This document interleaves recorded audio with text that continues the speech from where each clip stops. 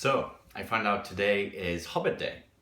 That is a day designated to celebrate the two most famous hobbits in the world, Frodo Baggins and Bilbo Baggins, because according to the lore, they were born on the 22nd of September. And it is also Tolkien Week, apparently. And yeah, it's a good thing to celebrate, I think, because for me, The Hobbit in particular was what spurred my interest in reading, which is what I attribute a lot of my personal growth and just my enjoyment of my childhood to. And it was a wonderful book. It really sort of set me on a path of sort of finding fantasy and dragons and all sorts of other things really interesting and wanting to read a lot, and kept me company. Being sort of a loner and a sort of introvert, books were my friends, more so than friends, I'd say.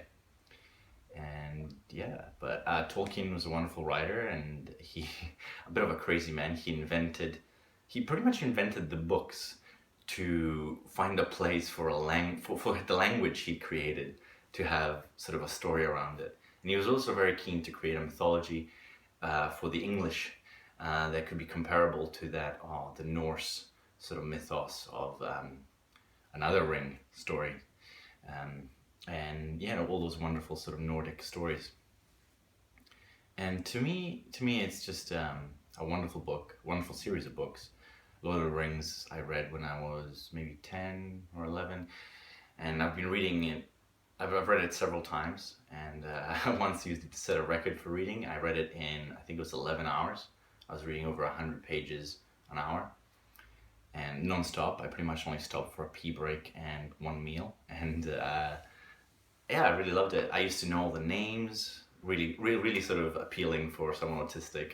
Most people that I encountered, usually adults that I would converse about the book with at that age, would just be completely flabbergasted that I would actually remember all the names and the lineages, and I would find it interesting that such and such was son of such and such and son of such and such and so on, and remember it and link them all together.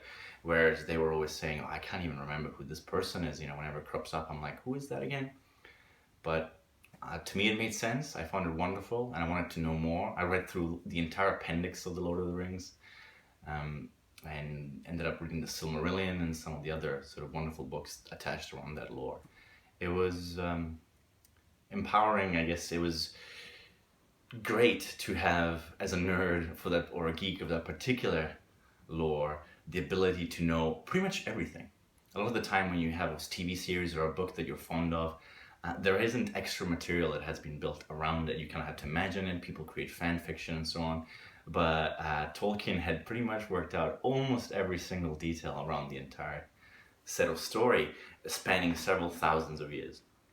Yeah, and so it's a special day purely because to me it's a special book and a defining memory in who I am.